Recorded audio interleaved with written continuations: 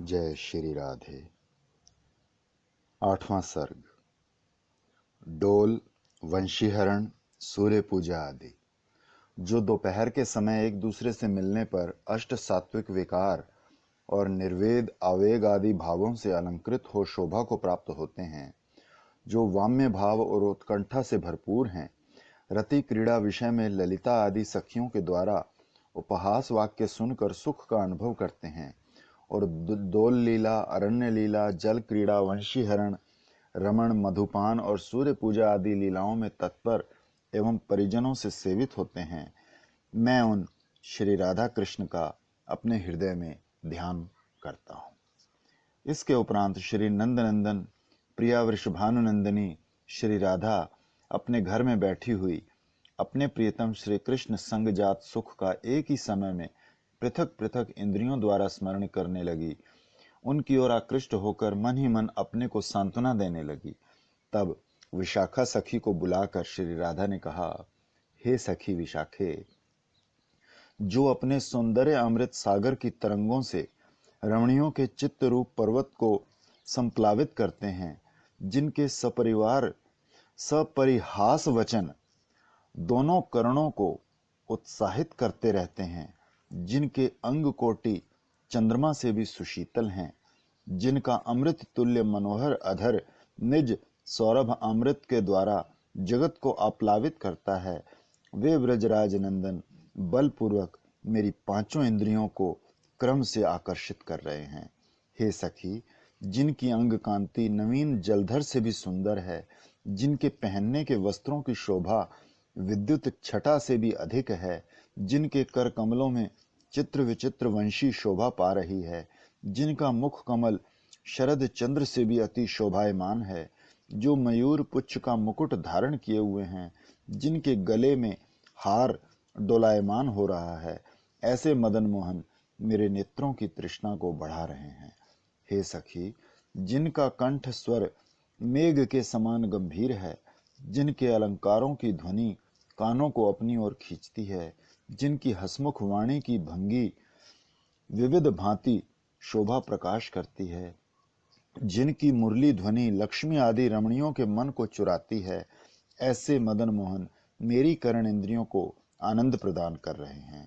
हे सखी, जिन कृष्ण के अंग की सौरभ कस्तूरी की सुगंध को तिरस्कार और रमणीगण के मन को आकर्षण करती है, जिनकी देह अष्टदल कमल के समान है, अर्थात 2 पैर, 2 हाथ, 2 कर्ण, नाभि और सुंदर मुख, ये 8 दल जिस कमल में हैं, जिनके समस्त अंगों पर कपूर, मलय और अगर इत्यादि सुगंधित वस्तुओं का लेपन हो रहा है, ऐसे श्री मदन मोहन मेरी नासिका की स्पृहा को बढ़ा ही रहे हैं।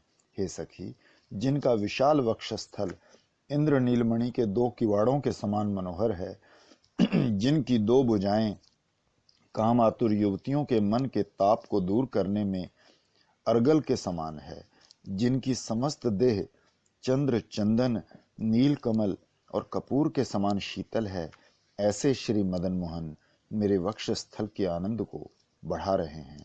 हे सखी, जिनका सुमिष्ट अधरामृत बड़े भाग्य से मिलता है और एक बार पान करने पर रमणियों के में श्रेष्ठ ब्रजांगनाएं दूसरे किसी भी रस को तुच्छ मानती हैं, जिनका भुक्ता विशेष पान अमृत से भी स्वादिष्ट है, ऐसे मदन मोहन मेरी जिह्वा को आकर्षण कर रहे हैं।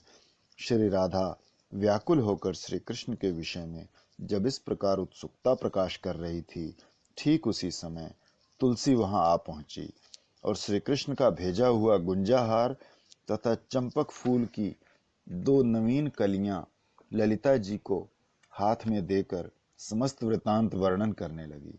तब ललिता ने कुसुम कलियां और गुंजाहार, जिनमें श्री कृष्ण के अंगों की सुगंध समाविष्ट थी, श्री राधा के कानों और कंठ में पहना दी। प्रफुल्ल कमल नयनी श्री राधा गुंजाहार और चंपक कलिका के स्पर्श मात्र से कृष्ण आलिंगन सुख का अनुभव करने लगी। उनका समस्त शरीर कंपित और पुलकित हो गया। श्री कृष्ण दर्शन की इच्छा होते हुए भी वो स्थिर भाव से बैठी रही। श्री राधा ये देखकर कि ललिता आदि सखियां श्री कृष्ण के समीप जाने और उनको ले जाने के लिए अति उतावली हैं, मन में तो अत्यंत प्रसन्न हुई, किंतु बाहर से धैर्य और विवेक आदि दिखलाती हुई परिहास करते हुए कहने लगी, हे सखियों, यदि तुम लोगों की इच्छा श्री कृष्ण के पास जाने की है तो मेरी प्रतीक्षा क्यों करती हो? चली क्यों नहीं जाती? आगे जाकर देखोगी कि तुम्हारा कृष्ण सार शैव्या के बाणों के फंदे में फंसा पड़ा है। श्लेषार्थ ये है कि श्री कृष्ण शैव्या की बातों में आकर अपना सार धैर्य खो बैठे हैं। आगे और उपहास करती हुई कहने लगी, हे सखियों, चंद्रावली ने तुम्हारे श्री कृष्ण को बातों में फुसलाकर अपने पास बांध रखा है। कामातुर हस्ती जिस प्रकार हस्तिनी द्वारा बंधन में बंध जाता है, उसी प्रकार श्री कृष्ण भी फंसे पड़े हैं। अब तुम लोगों का कर्तव्य है कि उनको फंदे से छुड़ाओ। इस वाक्य में ये भी व्यंग है कि तुम लोग कामातुरा हस्तिनी के समान हो। हे सखियों, बुद्धिमान लोग करने योग्य काम अकस्मात कभी नहीं करते, पहले भली प्रकार सोच विचार लेते हैं, फिर ही आरंभ करते हैं। इस प्रकार किया हुआ कार्य ही सत्फल को प्राप्त होता है। इसलिए तुम लोग भी सोच विचार कर कार्य करो। श्री राधा के इस प्रकार व्यंग वचन सुन श्री ललिता कहने लगी कि हे सखी, तुम जो कुछ कह रही हो वो सत्य है। इसी कारण से श्री कृष्ण संकेत स्थान पर नहीं पहुंचे और शैव्य आदि सखियों से घिरे हुए बैठे हैं। ऐसी जगह जाने से तो मान हानि ही संभव है। श्री ललिता जी के इस प्रकार वचन सुनकर श्री राधा कृष्ण संग की आशा से विकल हो उठी और उनसे मिलना दुर्लभ जान व्याकुल हो कहने लगी, हाय नंद सर्वदा मुझसे द्वेष करती है, पति अत्यंत कटुभाषी है, सास तो कुटिला स्वभावा है ही, पद्य आदि शत्रुता रखने वाली सखियां अति बलवान हैं, दिन में वन गौओं और मनुष्यों से घिरा रहता है, विशेषकर श्री कृष्ण सर्वदा सखाओं से घिरे रहते हैं। इस प्रकार के अनेक विघ्नों के होते मैं कैसे श्री कृष्ण को प्राप्त कर सकती हूँ? हाय, मैं कितनी अभागन हूँ। आज तो कोई बाधा भी उपस्थित नहीं है, उस पर भी प्रीतम का मिलन दुर्लभ हो रहा है। ऐसा कहते कहते श्री राधा अत्यंत व्याकुल हो गई। उसी समय अकस्मात प्रिय मिलन के विषय में एक शुभ सूचक ध्वनि कानों में आ पड़ी। बाहर कोई ज्योतिषी किसी से कह रहा था कि पर्वत के ऊपर शीघ्र ही वृषभ की प्राप्ति होगी। ये सुनकर श्री राधा विचारने लगी कि वृषभ शब्द का अर्थ तो श्रेष्ठ पुरुष है, अतः श्री कृष्ण ही तो पुरुषों में श्रेष्ठ हैं, तब तो अवश्य ही मुझे उनकी प्राप्ति होगी। इसके अतिरिक्त एक और शुभ लक्षण उनको प्रतीत होने लगा। उनका वाम स्तन, वाम उरु और वाम भुजा फड़कने लगी। जिस समय श्री राधा ने ज्योतिषी के मुख से अकस्मात शुभ सूचक शब्द सुने और साथ ही अपने वाम अंगों के फड़कने देखे तो वो महाआनंद को प्राप्त हुई, किंतु प्रगाढ़ प्रेम के वशीभूत ये संदेह बना ही रहा कि कृष्ण प्राप्ति होगी या नहीं। इस प्रकार चिंता कर ही रही थी कि इतने में धनिष्ठा श्री कृष्ण के पास से उनके निकट आ पहुंची। उसको आता देख वो समझ गई कि अवश्य ही हमारे प्राण वल्लभ का संवाद लाई है, अर्थात हमारी कृष्ण मिलन तृष्णा शांत करने के निमित्त नदी स्वरूप उनका समाचार लाई है। आशा है अब तो मिलन अवश्य होगा। श्री राधा ये जानकर कि प्रसन्न वदना धनिष्ठा मेरे प्राणनाथ श्री कृष्ण की भेजी हुई ही आई है, प्रिय मिलन अब निश्चय ही होगा, उनके समस्त अंगों में हर्ष आदि उल्लास भाव उदय हो गए। वो प्रीतम की कथा सुनने की लालसा से व्याकुल हो उठी, किंतु मान मर्यादा की रक्षा के निमित्त धनिष्ठा से इस प्रकार की बात करने लगी जिससे दो दो अर्थ ज्ञात हों। वो बोली, कहिए सखी, किस ओर से आगमन हुआ? धनिष्ठा ने उत्तर दिया, वृंदावन से। श्री राधा ने पूछा, क्या माधव श्री की शोभा देखी? ब्रज के गोधन आदि के रक्षक गिरि गोवर्धन भी देखे? कह तो वो कैसे हैं? श्री राधा का ये प्रश्न कि माधव श्री देखी, इसके दो अर्थ हैं कि बसंत शोभा और श्री कृष्ण माधुरी। धनिष्ठा ने इस प्रकार उत्तर दिया, सखी, बसंत की शोभा का क्या वर्णन करूं? उसकी विस्तृत माधुरी हरे हरे विकसित वन द्वारा भ्रमरों को अपनी ओर खींच रही है। और तिलक फूलों को स्फुटित कर कोयल की कूक के द्वारा युवतियों के मन में काम इच्छा उत्पन्न कर विलास कर रही है। हे सखी, श्री कृष्ण की सुंदरता का तो वर्णन ही क्या करूं। उनकी अद्भुत माधुरी रूप वनमाला द्वारा भ्रमरगण का परिपालन, तिलक द्वारा मुखश्री का प्रकाश, कोयल के समान सुमिष्ट वाणी द्वारा युवतियों के हृदय में अनंग अभिलाषा का संचार कर रही है। धनिष्ठा ने कहा, हे सखी, माधव संबंधी अवस्था वर्णन करने में कौन समर्थ हो सकता है। मैं जो थोड़ी बहुत जानती हूँ कह रही हूँ, श्रवण करो। ये माधविया अवस्था भांति भांति की श्रेष्ठ कलियों द्वारा चारों ओर व्याप्त हो रही है। उसके दर्शन मात्र से ही काम वासना उदय होती है। इसका दूसरा अर्थ, श्री कृष्ण उत्कंठा से व्याकुल हैं, अर्थात तुम्हारी कथा आलाप और निशावसान लीलाओं का चिंतन करते करते उनका समस्त अंग पुलकायमान हो रहा है। इस समय उनकी ऐसी अवस्था है कि दर्शन मात्र से युवतियों में काम वासना का उदय हो जाता है। श्री राधा का दूसरा प्रश्न है, गोत्र श्रेष्ठ की शोभा देखी। इसके भी दो अर्थ हैं। श्री राधा छल से श्री कृष्ण शोभा का वर्णन सुनना चाहती है। धनिष्ठा भी बड़ी चतुराई से दोनों अर्थ वर्णन करती है। इस गोत्र श्रेष्ठ शब्द का अर्थ है गोवर्धन गिरी एवं गोवर्धनधारी श्री कृष्ण। धनिष्ठा ने कहा, हे सखी, जिसका अंग प्रत्यंग गेरू आदि धातुओं द्वारा विचित्र बना हुआ है, जहाँ नित्य वेणुनाद सुनाई पड़ता है, जो इंद्र कोप से भयभीत गोसमूह के रक्षक हैं, जहाँ पक्षी वृंद निवास करते हैं, जो गौओं की वृद्धि में कुशल है, जहाँ ऊंचे ऊंचे शिखरों पर पक्षियों का कलरव गान होता है, ऐसे गोवर्धन गिरी आनंद पूर्वक विलास क्रीड़ा कर रहे हैं। और श्री कृष्ण पक्ष में, जिनके समस्त अंग गेरू आदि धातुओं के रंग से चित्र विचित्र सजाया हुआ है, जो मधुर वंशी वादन कर रहे हैं, जो बादलों की गर्जना से भयभीत गोसमूह के भय को दूर करने वाले हैं, जिनकी सदा किशोर अवस्था रहती है, जो देवताओं के भय को दूर करने में सदा तत्पर रहते हैं, जिनके महिष श्रृंगा वाद्य से अपूर्व ध्वनि निकलती है, ऐसे पृथ्वी के उद्धारकर्ता गोवर्धनधारी श्री कृष्ण विराजमान हैं। धनिष्ठा की इस प्रकार वाक चातुरी देखकर प्रेम से उन्मत्त हुई श्री राधा अपने प्राणेश्वर श्री कृष्ण का वृतांत स्पष्ट रूप से जानने के लिए उससे वार्तालाप करने लगी। श्री राधा, सखी, अब कहाँ जाने का विचार है। धनिष्ठा, तुम्हारे निकट। श्री राधा, किस लिए। धनिष्ठा, एक बात बताने के लिए। क्या बात। श्री कृष्ण के विषय में। कहो, क्या कहना है। श्री कृष्ण चंद्र का शत्रु कामदेव राहु के समान उनको वहीं घेरे हुए है। उसके डर से वो बहुत बेचैन है। बस ये बताने आई हूँ। कंदर्प श्री कृष्ण को पीड़ा दे रहा है। इसका एक विशेष कारण ये है कि वे इस समय असहाय हैं। केवल छाया ही उनकी एक साथिन है। कामदेव अपने दल बल सहित है। श्री कृष्ण अकेले हैं। उनके पास कोई अस्त्र नहीं है।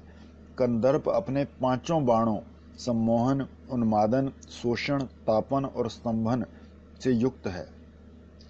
श्री कृष्ण ने अपनी माधुरी द्वारा मदन की समस्त छटा और सौंदर्य को पराभव कर दिया है।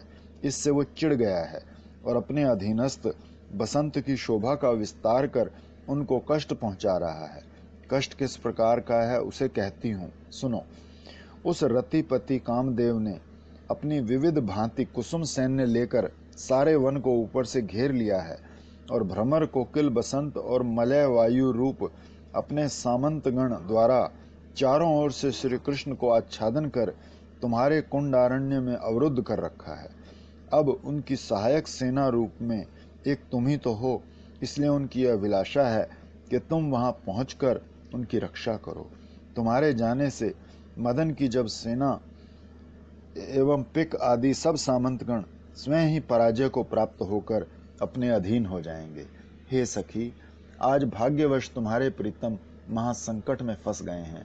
तुम शीघ्र जाकर उनका उद्धार करो, नहीं तो ये तुम्हारी कृतघ्नता होगी, क्योंकि उन्होंने भी अनेक बार विपत्तियों से तुम्हारी रक्षा की है। तुमसे मिलने की ही अभिलाषा से तो वो तुम्हारे कुंड पर गए हैं और आपत्ति में पड़ गए हैं। यदि तुम ये कहो कि किस प्रकार रक्षा कर सकती हूँ, तब सुनो, बतलाती हूँ। केवल तुम्हारे संग मात्र से ही उनकी ये दशा दूर हो जाएगी। पहले भी अनेक बार तुम्हारे द्वारा उनकी रक्षा हो चुकी है। इसलिए हे सुंदरी, यदि इस समय अपने संग द्वारा तुम उनकी रक्षा नहीं करोगी तो तुमको कृतघ्नता का दोष लगेगा। हे राधे, यदि तुम्हारे मन में हमारे इन वाक्यों पर विश्वास नहीं है और कहती हो कि जो कामदेव को भी मोहित कर देते हैं, उनको कामदेव कैसे मोहित कर सकता है, इस शंका का समाधान ये है कि श्री कृष्ण जब तुम्हारे साथ होते हैं तभी तो वो मदन मोहन हैं, और जब तुमसे अलग रहते हैं तब समस्त स्थावर जंगम को मोहित करने वाले होते हुए भी स्वयं कामदेव द्वारा मोहित हो जाते हैं। और सुनो, श्री कृष्ण भली प्रकार सज धज कर कुंज में पुष्प शैया पर लेटे हुए हैं। वे अपने मन में केवल तुम्हारे ही विषय में सोच रहे हैं और किसी भी विचार को चित्त में स्थान नहीं देते। हे सखी, उन्होंने प्रतिज्ञा कर ली है कि तुम्हारे ध्यान के बिना और कोई बात ही नहीं करेंगे। वे स्वयं बलवान होने पर भी कंदर्प के आक्रमण के सामने धैर्य खो बैठे हैं। केवल भ्रमर और कोकिल आदि पक्षियों का कलरव सुनते हुए अपना मन बहला रहे हैं। धनिष्ठा के मुख से ये बात सुनकर श्री राधा बेचैन हो उठी। आप धैर्य धारण कर श्री कृष्ण के सौंदर्य आदि का वर्णन बड़ी उत्सुकता से सुनने लगी। धनिष्ठा आगे कहने लगी, हे पतिव्रते, श्री कृष्ण की सुंदरता अपार है, उसका क्या वर्णन करूं। नवीन जलधर के सदृश तो उनकी अंग कांति है। स्वर्ण जैसी छटा का पीतांबर धारण किए हुए हैं और उनके दोनों कानों में मकराकृत कुंडल शोभायमान हैं। उनका समस्त शरीर कुमकुम आदि सुवासित लेप द्वारा शोभा पा रहा है। नवीन खिले कमल के समान दोनों नेत्र युवतियों को अपनी ओर आकर्षण कर रहे हैं और वे मस्तक पर मयूर पुच्छ का मुकुट धारण किए हुए हैं, जिनकी किशोर अवस्था का सौंदर्य अगाध एवं अनंत अमृत सागर के निर्मल जल के सदृश है। लावण्य ही उस जल में चंचल तरंग है। कर्म निरत काम वासना उस समुद्र के भंवर हैं। वंशी ध्वनि उसमें चक्रवात अर्थात प्रबल वायु रूप है, जो श्रेष्ठ तरुणियों के मन को तृण के समान नचाती और जन्म भर के लिए घुमाती रहती है। आज वे श्री कृष्ण जो युवतियों के प्राण और मन को सदा अपनी ओर खींचते हैं, कंदर्प के बाणों से बिंधे पड़े हैं और बड़ी कातर दृष्टि से तुम्हारी राह देख रहे हैं। अब तिल मात्र देर करना भी उचित नहीं है। इसलिए हे सखी, उन रसिक शिरोमणि श्री कृष्ण को अपनी वैदग्धी धारा का अर्पण कर सफल करो। वे नव यौवन से परिपूर्ण हैं, इसलिए अपनी यौवन शोभा उनको अर्पित करो। वे तुम्हारे प्रेम की आकांक्षा करते हैं, इसलिए अपनी रति कामना उनको समर्पण करो। वे सबसे उत्तम वेशधारी हैं, इसलिए अपना श्रृंगार रस उनको देकर उसे सफल बनाओ। हे चंद्रमुखी, यदि किसी अरसिक जन को अपनी रसिकता दी जाती है तो वो वृथा होती है। हे सखी राधे, श्री कृष्ण तुम्हारे प्रेम के कारण उद्विग्न, आकुल, काम बाण से पीड़ित और तुम्हारे आश्रय पर निर्भर हैं। इस समय तुम्हारे वियोग में मूर्छा को प्राप्त हो गए हैं। ऐसे अपने प्रिय कांत के निकट शीघ्र पहुंचकर उनकी रक्षा करो। धनिष्ठा के मुख से इस प्रकार वार्ता सुनकर श्री राधा के अंग में नाना भाव, चिंता, शंका, आग्रह, चापल्य, आक्षेप, भावी लीलाएं इत्यादि उदय होने लगे। वो शीघ्र दर्शन प्राप्त करने की अभिलाषा से लंबे लंबे कदम बढ़ाती हुई शीघ्रता से गमन करने लगी। इसी समय कुंदलता वहां आ पहुंची और सूर्य पूजा के लिए चलने को श्री राधा से अनुरोध करने लगी। श्री राधा अपने वाम हाथ से उसका हाथ पकड़कर अपने दाहिने हाथ में लीला कमल को घुमाने लगी। जब श्री राधा पूजा के लिए चलने लगी तब उसके आगे आगे धनिष्ठा के साथ तुलसी, दाएं बाएं ललिता और विशाखा और अन्य सखियां चारों ओर घेर कर चलने लगी और प्रणय सहचरी श्री रूप मंजरी ने धनिष्ठा व तुलसी को सूर्य पूजा की सब सामग्री लेकर आगे आगे चलने का आदेश दिया। वो स्वयं श्री राधा के पीछे पीछे चलने लगी। दूसरी सखियां भी श्री राधा कृष्ण की चरण सेवा योग्य सब वस्तुएं लेकर उनके पीछे पीछे चली। इस प्रकार जाते जाते जब ब्रज सीमा के पार पहुंच गई तब देखती हैं कि एक सधवा स्त्री हाथ में दधी पात्र लिए खड़ी हैं। दाईं ओर नीलकंठ पक्षी, ब्राह्मण, नेवला, मृग श्रेणी, बछड़े सहित गौ और बैल के भी दर्शन हुए। इसके बाद श्री राधा सरोवर के बीच में एक खिले हुए कमल को देखकर श्री कृष्ण के मुख भ्रम से और उस कमल के ऊपर नृत्यशील 2 खंजन पक्षियों को उनके नेत्र युगल जानकर और आसपास उड़ते हुए भ्रमरों की पंक्तियों को उनकी अलकावली मानकर आश्चर्य से स्तंभित हो गई। शुभ सूचक शकुन समूह दर्शन करने से श्री राधा के आनंद की सीमा न रही। हास्य विनोद करती हुई सखियों के बीच मत्त हथिनी के समान गमन करती हुई वो वन के निकट जा पहुंची।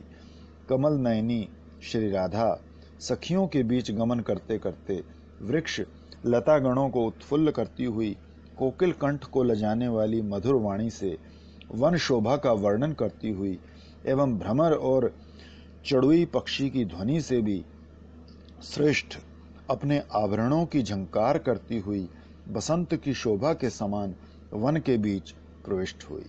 बसंत आने पर जिस प्रकार वन की शोभा बढ़ जाती है, उसी प्रकार श्री राधा के अंग प्रत्यंग में सौंदर्य फूट उठा। वहां पहुंचकर श्री राधा ने देखा कि समस्त वन में श्री कृष्ण की अंग कांति के समान शोभा का विस्तार हो रहा है। वो शोभा कैसी है? समस्त वन प्रफुल्लित श्याम लताओं से भरा है। श्री कृष्ण कांति भी श्याम वर्ण है। वन तिल के फूलों से सुशोभित है। श्री कृष्ण के ललाट पर भी तिलक शोभायमान है। वन उत्कृष्ट अर्जुन तथा उच्च कदम्ब वृक्षों से परिपूर्ण है। श्री कृष्ण के भी विशाल अर्जुन, हलधर आदि सखा हैं। वन में मयूर घूम रहे हैं। श्री कृष्ण के मस्तक पर भी मयूर पुच्छ मुकुट सुशोभित है। वन में चारों ओर पुन्नाग और विमल चंपक लताएं फैली हुई हैं। श्री कृष्ण भी चंपक और पुन्नाग फूलों की मालाएं धारण किए हुए हैं। वन में कांचन और विद्रुम वृक्ष लगे हैं और श्री कृष्ण भी कंचन और प्रवाल आदि के बने आभरणों से रंजित हैं। वन में तमाल वृक्ष शोभा बढ़ा रहे हैं। श्री कृष्ण की अंग कांति भी तमाल वृक्ष के समान है। वन गुंजा फूल के वृक्षों से भरा हुआ है। श्री कृष्ण भी गुंजा हारों से अलंकृत हैं। वन में अनेक छायादार कदम्ब वृक्ष हैं जो श्रम को दूर करते हैं। श्री कृष्ण भी घने छायादार कदम्ब वृक्ष का आश्रय ले रहे हैं। वन में बांसों से ध्वनि निकलती है। श्री कृष्ण भी ध्वनिशाली वंशी धारण किए हुए हैं। वन आम्र वृक्षों की मंजरी से परिपूर्ण है। श्री कृष्ण के भी समस्त अंगों पर केसर आदि सुवासित द्रव्यों का लेपन हो रहा है। वन खिले हुए मदन वृक्षों से शोभा युक्त है। श्री कृष्ण भी कमलों से भूषित हैं। वन उत्तम उत्तम पक्षियों का विलास स्थान है। श्री कृष्ण भी किशोर अवस्था द्वारा विलास के केंद्र रूप हैं। इस प्रकार वन शोभा का दर्शन कर श्री राधा समस्त वन को अपने प्रीतम श्री कृष्ण का अंग स्वरूप बोध करने लगी। उस वन की जिस जिस वस्तु पर श्री राधा की दृष्टि पड़ती है, वही वही वस्तु श्री कृष्ण के अंग के सदृश प्रतीत होने लगी। इससे उनका हृदय काम बाण से विद्ध होकर जर्जर होने लगा है। इधर सखियां भी श्री राधा को मानो साक्षात वृंदाटव रूप बोध कराने लगी, क्योंकि श्री राधा जिस प्रकार सखियों से घिर रही थी, वन भी उसी प्रकार झिंटी वृक्षों से शोभा पा रहा था। श्री राधा जिस प्रकार भ्रमरगण से युक्त मल्लिका माला से अलंकृता है, वन भी उसी प्रकार मल्लिका पुष्प समूह से शोभायमान था। श्री राधा जिस प्रकार विशाखा सखी का अनुगमन करती है, वन भी उसी तरह अनेक शाखाओं से ढका हुआ है। श्री राधा जिस भांति कामातुरा है, वन भी धतूरे के फूलों के कारण मदमत्त था। श्री राधा जिस प्रकार मंजूलता अर्थात सौंदर्य से खिल रही थी, वन भी उसी प्रकार मंजूलताओं से परिपूर्ण है। श्री राधा जिस भांति समस्त अवस्थाओं में सदा ही सौंदर्य की मूर्ति हैं, वन भी उसी प्रकार भिन्न भिन्न काष्ठों द्वारा शोभायमान है।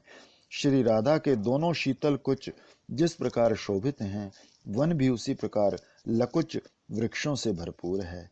श्री राधा जिस प्रकार अपने प्रिय श्री कृष्ण की इंद्रियों को तृप्त करती है, वन भी उसी प्रकार गौओं को तृण आदि वस्तुओं से तृप्त करता है। श्री राधा जिस प्रकार किशोर अवस्था की शोभा से परिपूर्ण है, वन भी उसी भांति मनोहर पक्षियों से भरा हुआ है। श्री राधा जिस प्रकार अपनी सास और ननद की कुटिलताओं से अत्यंत उद्विग्न रहती है, वन भी उसी प्रकार लिसोड़े के वृक्षों की अधिकता से क्षुब्ध है। श्री राधा वन की ये शोभा देख स्थायी भावों में मग्न हो गई, किंतु साथ ही साथ उनके हृदय में एक व्यभिचारी अर्थात शंका भाव भी उदय हो आया।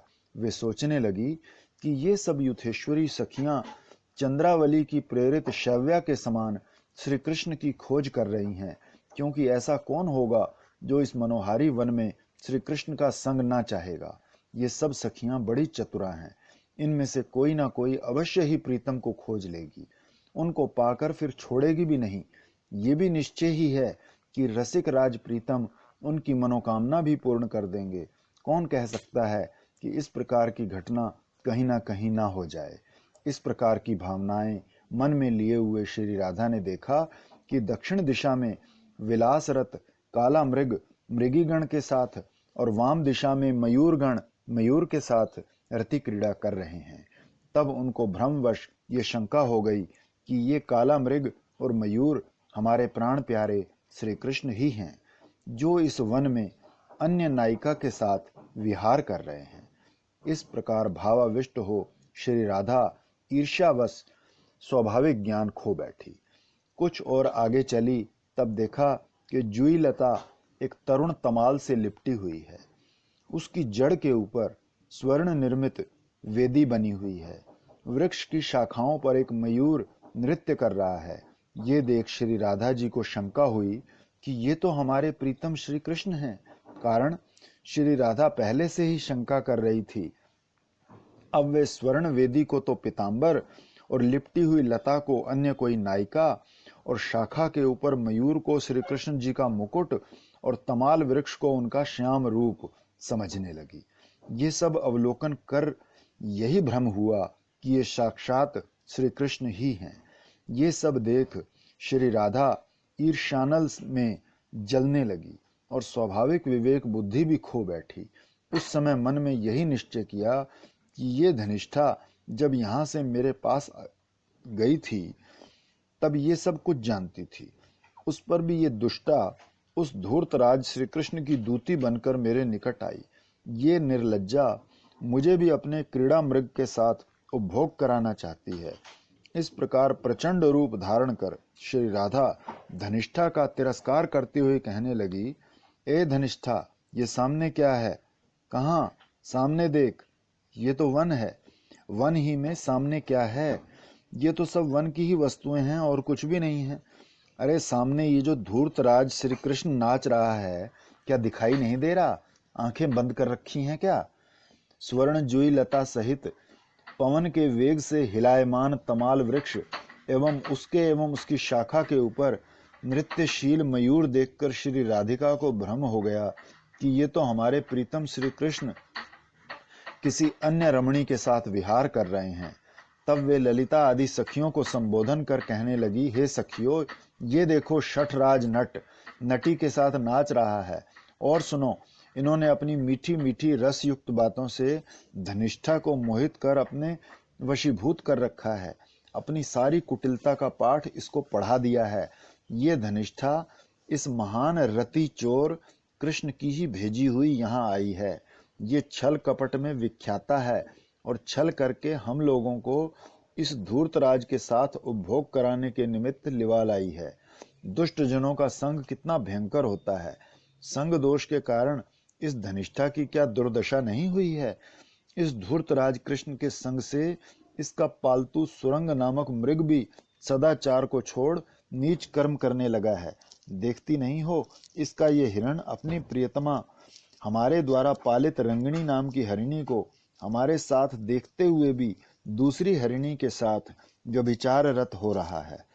इस शठ चूड़ामणि की संगति के प्रभाव से बेचारा तांडविक मयूर भी अपने सद्गुण त्याग कर शठता में तत्पर हो गया है, जो हमारी पालित अपनी प्रियतमा सुंदरी नाम की मयूरी को हमारे साथ देखकर भी अन्य मयूरी के साथ विलास कर रहा है और उसे छोड़ता नहीं है।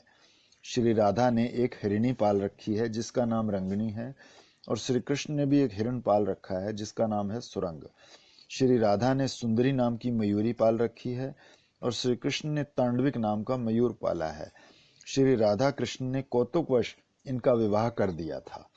इस पर धनिष्ठा हंसते हंसते श्री राधिका को संबोधित कर कहने लगी, हे साध्वी, आज तो तुमने हम सबको अपनी मनोभावना का अपूर्व चित्र दिखलाया है।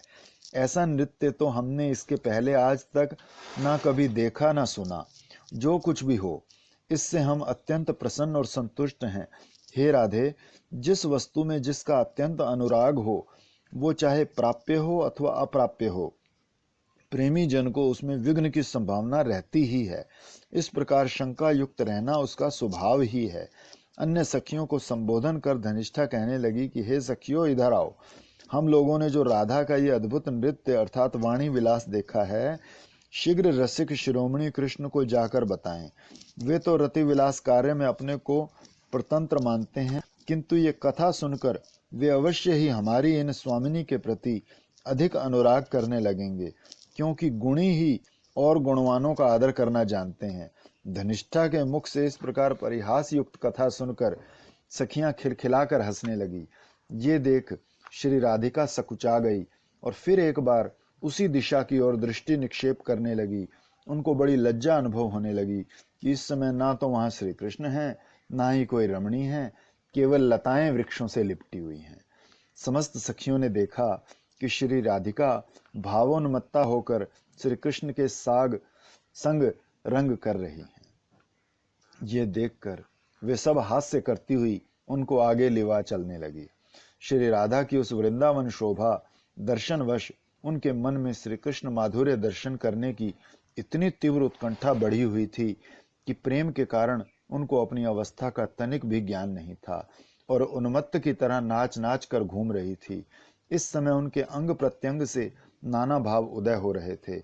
वे विलास भूमि वृंदावन में श्री कृष्ण चंद्र की प्राप्ति के हेतु अत्यंत आकुला थी। तभी श्री राधिका कामरण नामक श्री कृष्ण की एक मनोहर कुंज में पहुंची। कुसुम वाटिका में स्थित सूर्य देव की प्रतिमा के सामने उपस्थित हो गई। भक्ति भाव से हाथ जोड़ सूर्य मूर्ति को प्रणाम किया। आप कातर स्वर से प्रार्थना करने लगी कि हे देव, अनुग्रह कर ये वरदान दो कि बिना विघ्न बाधा शीघ्र प्रीतम श्री कृष्ण चंद्र का संग प्राप्त हो। मूर्ति को हंसते देखकर श्री राधा ने अनुमान किया कि सूर्य देव प्रसन्न जान पड़ते हैं। ये विचार कर उन्होंने पुनः प्रणाम किया और सब सखियों सहित कुंज के बाहर आ गई। इसके बाद ललिता सखी की आज्ञानुसार तुलसी और धनिष्ठा वन देवियों के साथ सूर्य पूजा का सब सामान लेकर उसी फूल वाटिका में पहुंच गई। तब सखियों सहित श्री राधिका ने वन में प्रवेश किया। उस समय समस्त वन श्री कृष्ण की अंग सौरभ से कस्तूरी मिश्रित नील कमल की सुगंधि के समान सुवासित हो रहा था। उस सुगंधि को प्राप्त कर श्री राधिका उन्मत्त भ्रमरी के समान उड़कर श्री कृष्ण के पास पहुंचने की इच्छा करने लगी। श्री राधा की अंग रूप गंगा की सुनिर्मल अमृत धारा ने निकटवर्ती वन भूमि को सिंचन कर दिया।